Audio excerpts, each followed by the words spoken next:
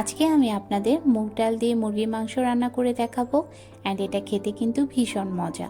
প্রথমে আমি একটি ফ্রাই প্যানে পরিমাণ মতো তেল দিয়ে দিব, তারপর পেঁয়াজ কুচি এবং টমেটো কুচি দিয়ে একসাথে ভেজে নেব।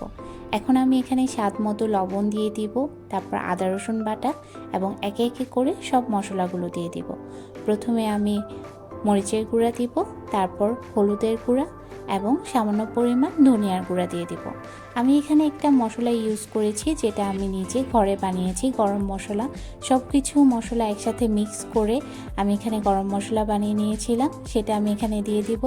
তারপর তেজপাতা, দারুচিনি এবং এলাচি দিয়ে দিব সামান্য পরিমাণ, এবং অল্প একটু পানি দিয়ে আমি মশলাগুলো কষিয়ে নিব। এখন আমি এখানে একটি মুরগি ছোট ছোট পিস করে কেটে নিয়েছি, সেটা আমি এখানে দিয়ে দিব এবং মাংসটি কিছুক্ষণের জন্য কষিয়ে নেব। 7-8 মিনিটের মতো কষালেই চলবে। মাংসটি কষানোর জন্য আমি এটা ঢেকে দিব।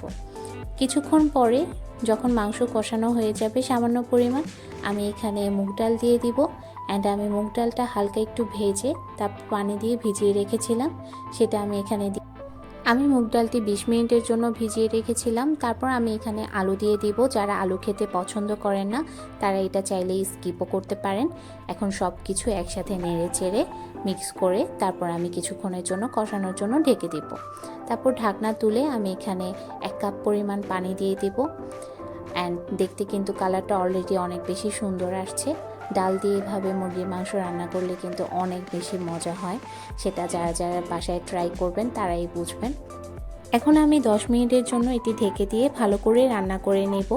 আমি ফ্লেভারের জন্য এখানে 4টার মতো কাঁচামরিচ দিব, তারপর সামান্য পরিমাণ জিরা গুঁড়ো দিয়ে আমি এটি নামিয়ে নেব। অ্যান্ড দেখতে কিন্তু অনেক বেশি ইয়ামি লাগছে, তাই আমি গরম গরম ভাত বসিয়ে দিলাম। অ্যান্ড গরম ভাত দিয়ে কিন্তু এটা খেতে অনেক বেশি মজা। অনেকেই বুটের ডাল দিয়ে মুরগির মাংস রান্না করে খেয়েছেন, কিন্তু যারা মুগ ডাল দিয়ে রান্না করেননি তারা অবশ্যই এটা ট্রাই করবেন, কারণ এটা খেতে কিন্তু ভারী মজা।